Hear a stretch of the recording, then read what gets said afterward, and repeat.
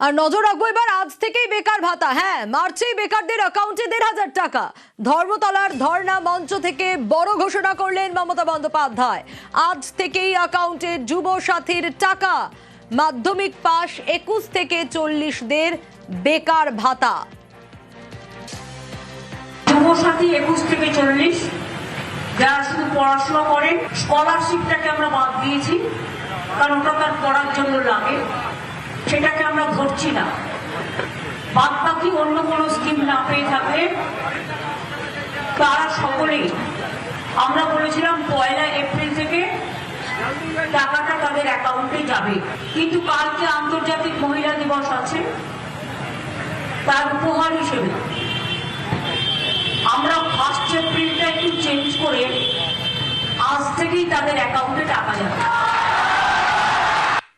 আজ থেকেই বেকার ভাতা, যেমনটা বলছিলাম, এপ্রিলের বদলে আজ থেকেই অ্যাকাউন্টে যুবসাথীর টাকা ঢুকবে। মার্চ থেকেই অ্যাকাউন্টে ১,৫০০ টাকা। মুখ্যমন্ত্রীর ঘোষণায় খুশি আবেদনকারীরা। আমরা যুবরা আমরা এটাকে বেকার ভাতা হিসেবে নিচ্ছি না। আমরা একটা মুখ্যমন্ত্রীর একটা আগামী দিনে আমার চাকরি বাকরি অ্যাপ্লিকেশনের জন্য বা আগামী দিনে যে আমাদের কর্মসংস্থানের জন্য যে অ্যাপ্লিকেশনগুলো করতে হয় তারও তো একটা খরচ আছে। সেই হিসেবে যেহেতু আমরা বেকার, আমাদের বাবা মায়ের কাছে হাত পাততে হয়, সেই ক্ষেত্রে হিসাবে আমি একটা অ্যাপ্লিকেশন করেছিলাম। যুবরা আমরা সত্যি খুব খুশি এবং খুব আনন্দিত। আশা করি কিছু আমাদের হাত খরচ বা আমরা যে চাকরির জন্য অ্যাপ্লাই করছি সেটা আমরা করতে পারবো। আজকে থেকে টাকা ঢোকার কথা, আমরা তো খুবই খুশি আছি। মার্চে দিয়েছি, এটা খুশি। ওই টাকাটা পাইলে আমাদের অনেকের কাজে লেগে যেত। পরীক্ষার ক্ষেত্রে আমরা এর আগের যে টাকা পয়সা গুলো খরচা করতে, ফর্ম ফিল আপ করতে, সেগুলো পরিবারের সাথে নিয়ে আসতো। কিন্তু এই যে ১,৫০০ টাকা পাইলে একটা বিশাল কাজে লাগে। আজ থেকে টাকা দিবে শুনলাম, এতে খুব আনন্দিত, খুব খুশি যে চাকরির যেটা ফর্ম ফিল আপের বিভিন্ন কাজের আমার নিজের হাত খরচা, এটা আর বাড়ি থেকে চাইতে হবে না। ওই টাকা থেকে আমরা চালিয়ে নিতে পারবো। যখন শুনলাম যে আজকে থেকে যে এই টাকাগুলো ঢুকছে, খুশি হয়েছি এবং আনন্দিত যে উনি তার কথা রেখেছেন এবং তার যতটা তাড়াতাড়ি সম্ভব আমাদের অ্যাকাউন্টে টাকাটা দিয়ে দিচ্ছে। অবশ্যই আমাদের উপকার হবে, আমাদের অনেক কিছু সুবিধা আছে। আমরা অনেক খুশি, খবর পাচ্ছি যে খুব তাড়াতাড়ি আমাদের অ্যাকাউন্টের ভেতরে টাকাটা ঢুকে যাবে। সেই ক্ষেত্রে আমাদের মুখ্যমন্ত্রী মমতা ব্যানার্জিকে অনেক ধন্যবাদ। বেকার ছেলে আমরা যে টাকাটা পাচ্ছি তার জন্য আমরা খুবই আনন্দিত এবং উৎসাহিত। রাজ্যপাল বদলে তুগলকি তোপ মমতার। ভোটের আগে আচমকা রাজ্যপাল বদল। বোস অপসারণে ফের সরব মমতা। ধনখড়ের প্রসঙ্গ টেনে বিজেপিকে তোপ। বাংলায় ভোটের ১ মাস আগে কেন চেঞ্জ করলেন? কাউকে টাইম কমপ্লিট করতে দিচ্ছেন না। যা করেছেন ধনকর তাই করেছিলেন। বিজেপির কি করেনি? তাকে এখান থেকে নিয়ে গেলেন ইলেকশন করার পরে উপরাষ্ট্রপতি, তারপরে নজরবন্দি, গৃহবন্দী। অজিত পাওয়ার আমি যখন বললাম যে ভালো করে ইনভেস্টিগেশন করা উচিত, অনেকেই তখন বলেছিলেন কেন আমি এ কথা বলছি, যা বলেছি তা তো সত্য, প্রমাণিত হয়ে গেছে।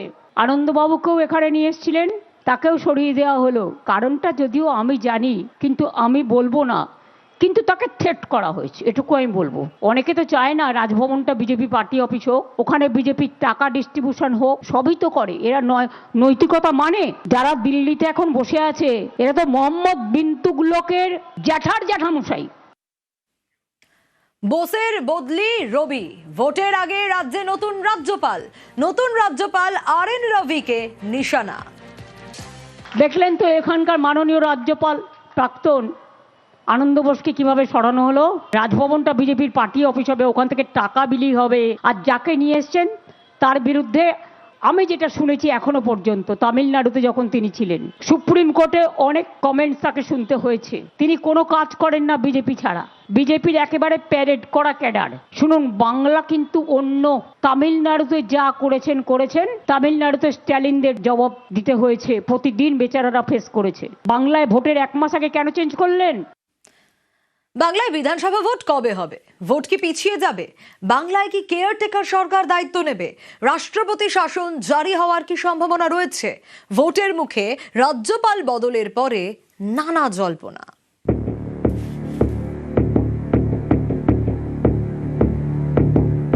সিভি আনন্দ বোস রাজ্যপাল পদ থেকে ইস্তফা দিয়েছেন বৃহস্পতিবার। বাংলার নতুন রাজ্যপাল রবীন্দ্র নারায়ণ রবি। ভোটের মুখে রাজ্যপাল বদল নিয়ে নানা গুঞ্জন, একাধিক প্রশ্ন উঠতে শুরু করেছে। ২৮ ফেব্রুয়ারি রাজ্যে ভোটার তালিকা প্রকাশ করেছে নির্বাচন কমিশন। তাতে বিচারাধীন 60,06,675 জনের নাম। এর মধ্যে বৃহস্পতিবার পর্যন্ত 6.5 লক্ষ নিষ্পত্তি হয়ে গেছে।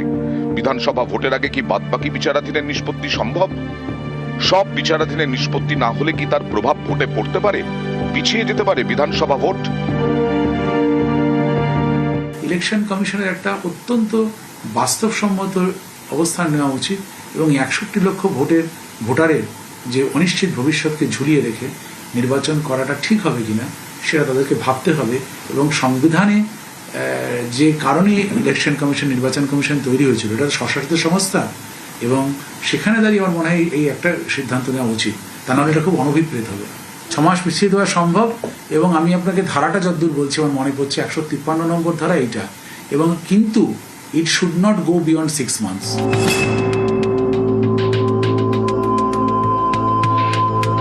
ভারতে টেন্ডার ভোটের ব্যবস্থা রয়েছে।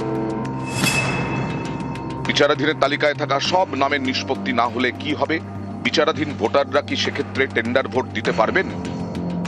যদি বৈধ ভোটারই না হয়, ভোটার তালিকায় নাম না থাকে, তারা যদি, কারণ এটার সাথে একটা নাগরিকত্বের সম্পর্ক তো চলে আসছে, আজকে তারা যদি ভোটারই না হয় দেশে, তার ইমপ্লিকেশনটা তো ভয়ঙ্কর।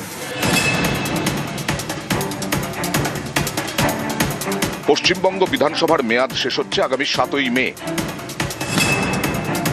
এসআইআর এর বিচারাধীন 60 লক্ষের বেশি। 60 লক্ষের নিষ্পত্তি করে ভোট করাতে হলে বিধানসভার মেয়াদ শেষ হয়ে যেতে পারে। সেক্ষেত্রে কি রাজ্যের দায়িত্ব নিতে পারে কেয়ারটেকার সরকার? 8ই মে থেকে সরকারি কাজ, নির্বাচিত সরকার চলে যাচ্ছে, সেক্ষেত্রে কি হবে? সেক্ষেত্রে একটাই প্রশ্ন আসবে, রাজ্যপালের সুপারিশের ভিত্তিতে রাষ্ট্রপতিকে এমার্জেন্সি C-50C জারি করতে হবে।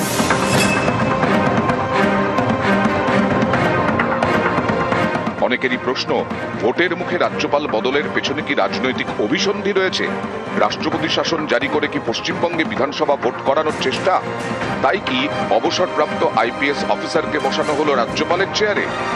আগামী দিনে যদি সঠিক সময়ে ভোটার তালিকা প্রস্তুত না হয়, তাহলে নির্বাচন করা সম্ভব হবে না। আর নির্বাচন করা সম্ভব না হলে এ রাজ্যে রাষ্ট্রপতি শাসনের অনেকটা সম্ভাবনা তৈরি হচ্ছে। তাহলে কঠোর হাতে রাজ্যপাল সেটা নিয়ন্ত্রণ করবেন কিনা, সেই কারণে একজন রাজ্যপালকে এখানে আনা হলো, যে রাজ্যপাল কেন্দ্রের এবং স্বরাষ্ট্র মন্ত্রকের ইয়েস ম্যান। এই বার্তাটা রাজনৈতিকভাবে কতটা তাৎপর্যপূর্ণ সেটা আমরা বুঝতে পারবো আগামী দিনে। পরিস্থিতি নিয়ন্ত্রণে আনার চেষ্টা করছেন কেন্দ্রীয় সরকার, পুলিশ প্রশাসন নিজেদের হাতে রেখে আগামী দিনে নির্বাচন করতে। নিউজ 18 বাংলা।